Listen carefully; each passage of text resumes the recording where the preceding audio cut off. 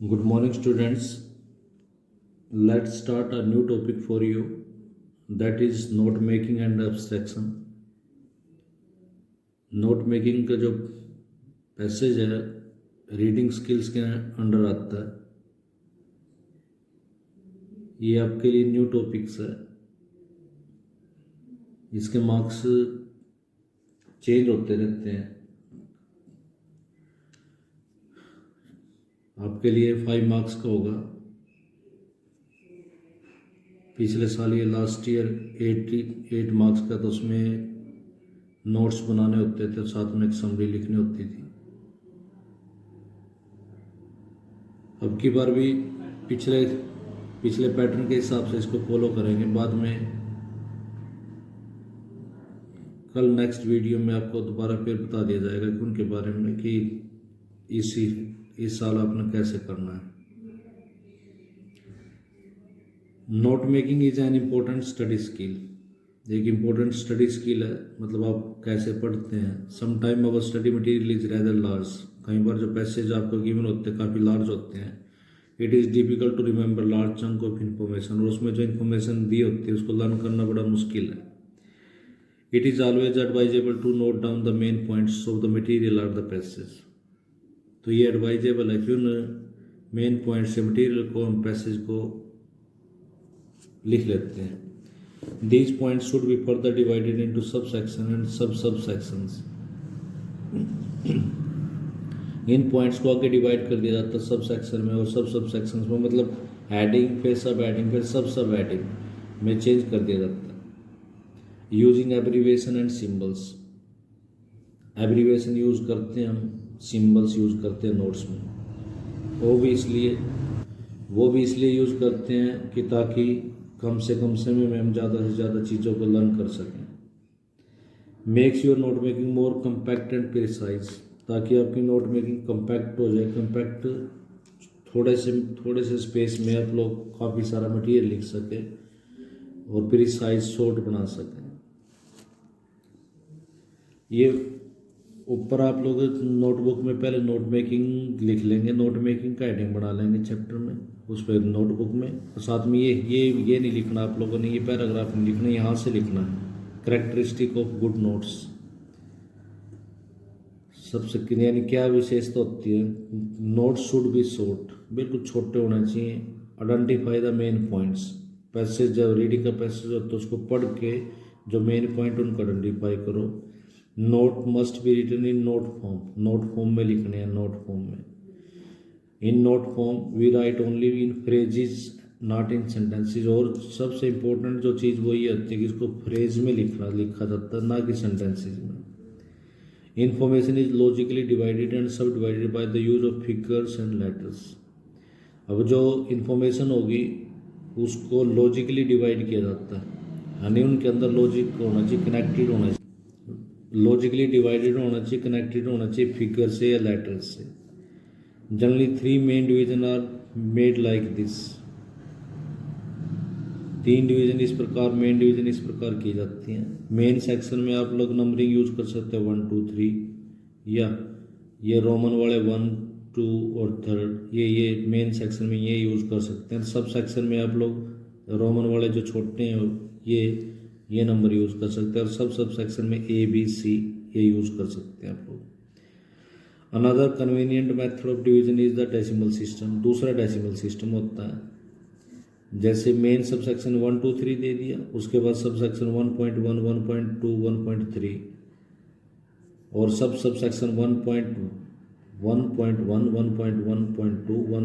1.2 इस तरीके से डेसिमल। ये एक पैटर्न फॉलो करना पड़ेगा आपको नोट्स बनाते समय। Abbreviation and symbols are freely used. Abbreviations and symbol are freely used. Abbreviation और सिंबल्स को फ्रीली यूज किया जाता है, मतलब आप जितने मर्जी चाहे यूज कर सकते हैं, लेकिन आप लोग मैक्सिमम 8 तक यूज कर सकते हैं।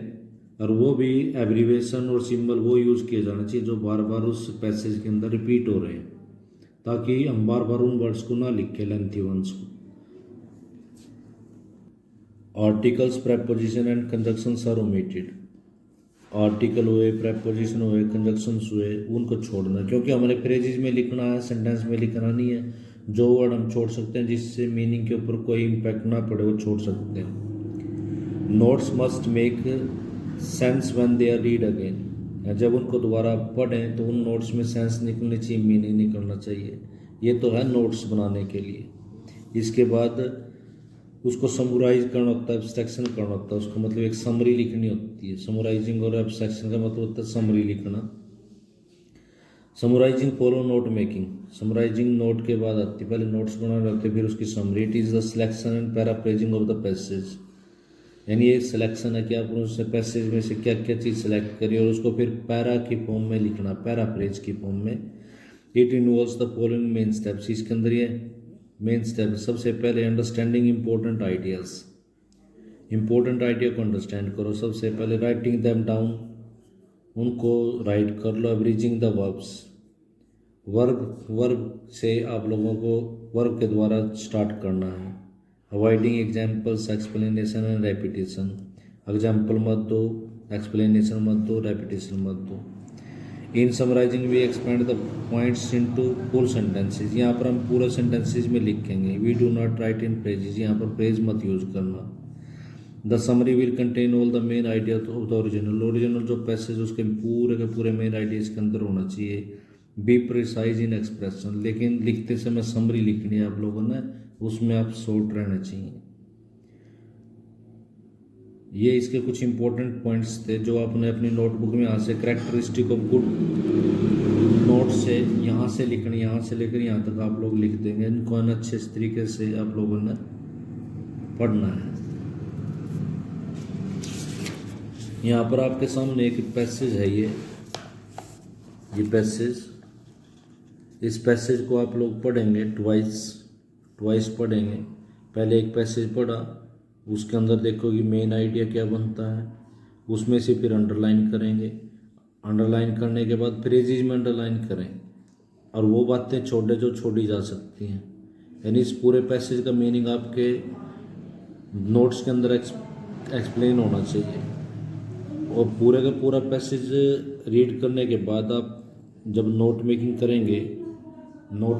करेंगे तो एटलीस्ट 4 पैसेज में आप लोग नोट मेकिंग बनाएं। जैसे देखो यहाँ पर ये नोट मेकिंग है, सबसे पहले ऐसे ही आप लोग नोट मेकिंग लिखेंगे।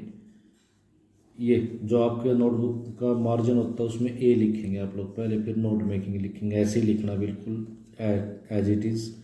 ये जो पहला यहाँ पर आप लोग 1 भी लिख सकते हैं, 2 भी लिख सकते हैं, 3 भी लिख सकते हैं, मतलब ये दूसरी नंबरिंग भी फॉलो कर सकते हैं, ये वाली भी फॉलो कर सकते हैं। पहले यहाँ इसको आप इस इंडेंट से देंगे, ये एक सिमेट्री में होना चाहिए, एक ही सीध में होना चाहिए। तो आपका जो नोटबुक का मार्जिन होता है उसके अंदर जाएंगे आप लोग, उससे बाहर बढ़ेंगे। फिर उसके बाद आपका मेन हेडिंग बनेगा, Nepal a pilgrimage to Hindus and Buddhist. ये मेन हेडिंग बन गया, मेन हेडिंग। इसके बाद या हेडिंग बन गया, हेडिंग। ये भी इसके बाद सब हेडिंग बन जाएगा इसके बाद। लेकिन इसकी जो नंबरिंग करनी ये इसके नीचे नहीं आनी चाहिए, इस अक्षर के नीचे ये आनी चाहिए। इसके अक्षर ये सब हेडिंग बन गया, सब हेडिंग। और अगर सब हेडिंग के आगे भी सब हेडिंग बनती है तो वो अगली जो नंबरिंग देंगे 1.1 आपने दे, मान लो आप इसके अंदर ही घुसना चाहते हैं इस पहले पॉइंट के अंदर, तो वहाँ पर 1.1 हो जाएगा। तो इसको अंदर लेके जाएंगे आप लोग। इसका अगला जो इंग्लिश का अक्षर है उसके नीचे नंबरिंग आएगी। फिर वो जो 2 आपका जो सब हेडिंग था, ये हेडिंग, ये सब हेडिंग, ये सब हेडिंग का काम करेंगे। ये फिर हेडिंग आ गया, मतलब ये सब हेडिंग आ गया, ये इसका सब हेडिंग है, सब हेडिंग, ये सब हेडिंग आ गया। यानी इसको आप अंदर भी जा सकते हैं। आप लोग सिर्फ एक ही फॉलो करके रखना कि 1 2 3 हेडिंग, सब हेडिंग, सब हेडिंग। किसी जो सब हेडिंग होती है उसके अंदर आप लोग एंटर कर जाएंगे, प्रत्येक में आप लोगों को एंटर करने की जरूरत नहीं है। फिर इसके अंदर ऐसे आप नोट बनाएंगे, बीच बीच में जैसे ये सिंबल यूज़ हो रहा है एंड के लिए, ये सिंबल यूज़ कर लेंगे आप लोग। जैसे कलेक्शन वर्ड है, कलेक्शन के लिए एब्रीविएशन यूज़ की गई है, वो कलेक्शन के लिए मतलब जो मेन वर्ड आपको दिखे उसकी एब्रीविएशन यूज़ कर लेंगे। कलेक्शन इसमें तो उसने सिर्फ IO वर्ड हटा दिया। आप लोग ऐसा नहीं करेंगे, कलेक्शन के लिए आप लोग COLL ले लेंगे और फिर डॉट लगा देंगे, उसको थोड़ा और एब्रीवेट करें। तो इस प्रकार ये पैसेज आपने लिखना नहीं है। इसके जो नोट मेकिंग है, यहाँ से आप लोग इस नोट को जैसे इसमें प्रेजेंट किया हुआ है ऐसे करेंगे प्रेजेंट, और जो एब्रीवेशन इसके अंदर यूज़ की गई है उस एब्रीवेशन को थोड़ा छोटा करके लिखें। एब्रीवेशन 1-2 वर्ड छोड़ने से एब्रीवेशन नहीं बनेगी वो। यहाँ पर ऐसे जैसे इसमें दिए गया ऐसे लिख के नोटबुक में प्रेजेंट करके दिखाएंगे। अंडरस्टैंडिंग बाद में करेंगे, बाद में बताएंगे कैसे। इस तरफ आप लोग बॉक्स बनाएंगे की टू एब्रीवेशन, इसको भी बेसिक से आप लोग ऐसे कीज टू एब्रीवेशन करके इसके बीच में लाइन लगा लेंगे। एक तरफ वर्ड्स लिखेंगे, एक तरफ उसकी एब्रीवेशन लिखेंगे। अब जैसे इसमें सराउंडिंग में है, इसमें से सिर्फ आई वर्ड हटा दिया, ऐसा नहीं होता। SURR ले लो सिर्फ। कंट्रीज में सिर्फ CNT ले लो, CNT एब्रीवेशन कर लो। बिल्डिंग में से BUIL कर लो, BUI। कलेक्शन के लिए COLL कर लो। ब्रूडिंग के लिए BROO कर लो, बाकी छोड़ दो। ठीक इस प्रकार से एब्रीवेशन करनी है आप लोगों ने। इसके बाद नोट मेकिंग बनाने के बाद आप लोग टाइटल, नोट मेकिंग के बाद टाइटल लिखना होता है। टाइटल का 1 मार्क्स होता है, एब्रीवेशन का भी 1 मार्क्स है। अगर आप लोग ये चीज़ नहीं देंगे, एब्रीवेशन कम से कम तो 4 होने चाहिए और उससे ज़्यादा एटलीस्ट 8 तो यूज़ करें ही करें आप लोग। इसके बाद आप लोग समरी लिखेंगे, बी पार्ट बनाएंगे। जैसे आप लोगों ने ए पार्ट बनाया नोट मेकिंग का, बी समरी और एब्स्ट्रैक्शन का बनेगा। जो नोट्स आप लोगों ने लिखे उन्हीं को अपने वर्ड्स में हो सके तो डेवलप करना समरी में। लेकिन अगर आपके सेंटेंस मेकिंग में ग्रामेटिकली मिस्टेक्स होती हैं तो फिर आप लोग जो पैसेज आप लोग जहाँ पर आप लोगों ने अंडरलाइन करा वहाँ से वो सेंटेंस पिक करें, सिलेक्ट करें, उसमें से जो वर्ड छूट सकता है उसको छोड़ दें और उसको यहाँ पर एज इट इज़ लिख दें। इस समरी के अंदर आप लोगों को एब्रीवेशन लिखने की जरूरत नहीं है, पूरे कंप्लीट सेंटेंसेज लिखने हैं। Student, that is all for today. The remaining points will be discussed. It will be discussed in detail in the next video. Thank you. Have a nice day.